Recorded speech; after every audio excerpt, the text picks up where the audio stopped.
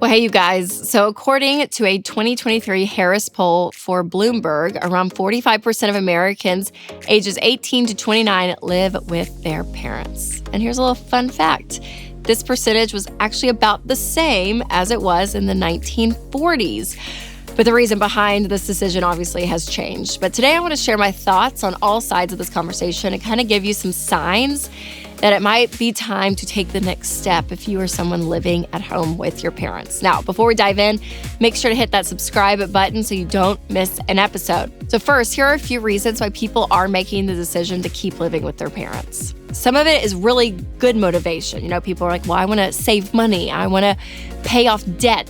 Things are just so expensive that I can, again, lower my cost of living by living with my parents, and I can save and pay off debt, right? So there is a lot of good motivation to this. And I'm all for, to a degree, that idea of saying, hey, how can I cut my expenses? What can I do?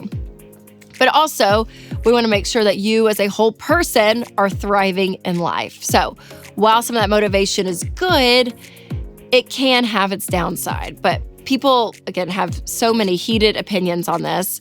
But this also can be very nuanced, because there are times that it is you're in a dire situation and your family is a gift in that are able to help you out. I've talked to people and, they've lost a spouse and they moved back in with their parents for a season. I was talking to a guy and he was a truck driver and he literally was home 2 weekends a month and that was it. And he was like, I just spend the night with my parents on those 2 nights. And I'm like, yeah, that totally makes sense.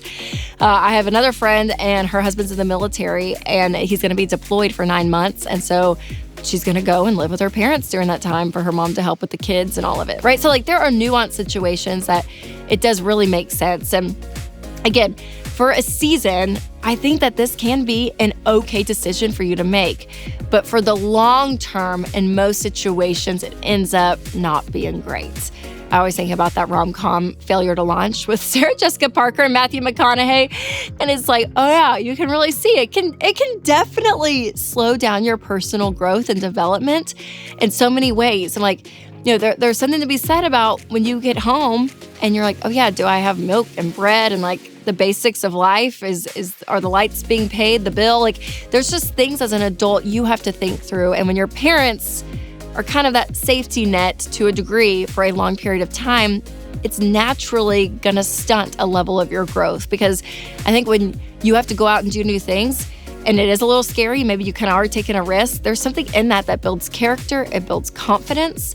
And so much of that confidence and taking care of yourself really is one of these keys of success in life and to your money. So here are 5 steps to take to get you ready to move out on your own.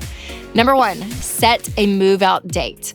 So if your living situation just stays stagnant, you'll probably never see the end of it. Because having mom and dad take care of you and you may not have to really pay rent or anything. It does sound good, right?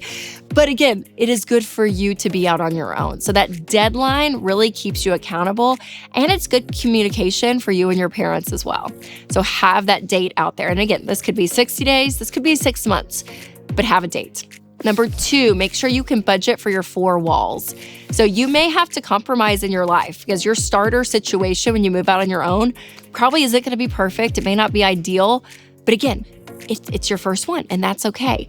And so what you want to look at are those 4 walls again: food, shelter, utilities, and transportation, making sure that you can cover those 4 walls. Again, it may not be in an area that your parents live in. It may be in an area that you're like, golly, I got to drive an extra, 30 minutes, but this is what I can afford, but making sure those are covered. Now, if you've not checked out our EveryDollar app, this is a free budgeting app. And so open that up, get an account, start that, because this is going to help you take your income and really put it to its best use. Which brings me to number 3 is to have a consistent income. Yeah, you need a job to live out on your own. And so this may be you've put together a couple of side hustles and that works for you. Maybe you're freelancing. Maybe you got a 40-hour-a-week job. Whatever it is, having that consistent income is really, really key. Number 4 is to reevaluate. Again, if you're living at home to hit a certain financial goal, ask yourself if you're actually making progress. Because if you've kind of hit this plateau and maybe you've picked up some extra work, but you're using that extra money to go on vacation or hang out with friends or whatever it is, you're not really putting as much towards these goals than you think you would, maybe reevaluate. And maybe you say, hey, I wanted to be here till I was debt-free, but maybe I move out sooner and I push that debt-free date out a couple of months. But it's worth it because I'm an adult and I'm 26 years old and I'm going to be out on my own. And number 5 is to think big picture. Again, like I said, failure to launch is very real, and you don't know what you don't know until you try. And moving out, you may face, some difficulties at times, but this builds such confidence because you have to problem solve on your own, and long term, this is so good for you. Now, again, I know this topic is very nuanced because neither opinion of you should never move back home or always move back home, neither is inherently wrong. But again, over time, who is it turning you into? And I think that's what's really key, because you have to know that the decisions you're making in your life and your lifestyle are determining who you are as a person. And I just have this belief that when you're out on your own, eventually it just builds something in you that is so, so good. And again, like I said earlier, if you need help when it comes to budgeting, make sure to check out Every Dollar. And for a step-by-step rundown on how to use it, make sure to check out my episode on the right way to do a monthly budget. So make sure to share this episode with a friend who might be in this situation, might need a little, pushing out of the nest. Some good motivation. All right, you guys, remember to take control of your money and create a life you love.